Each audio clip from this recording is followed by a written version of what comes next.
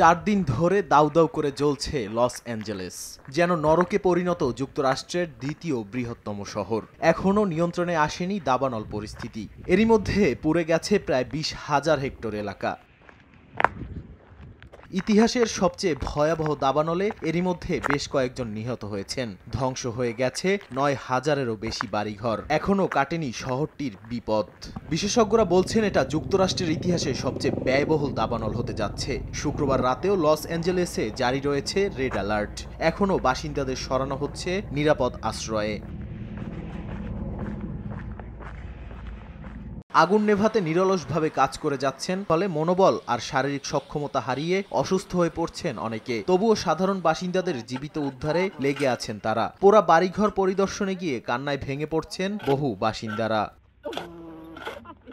দাবানল পরিস্থিতি নিয়ন্ত্রণে আনতে ন্যাশনাল গার্ড প্রস্তুত রয়েছে বলে জানিয়েছেন লস অ্যাঞ্জেলেস কাউন্টির sheriff Robert Luna. Pacific Palisades ও ইটন অঞ্চলে ন্যাশনাল গার্ড মোতায়েন করা হয়েছে। এসব এলাকায় কারফিউ বলবৎ করা হতে পারে বলে জানান শেরিফ।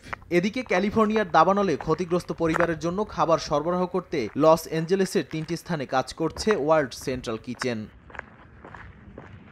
নাদিম মারজান, সময় সংবাদ।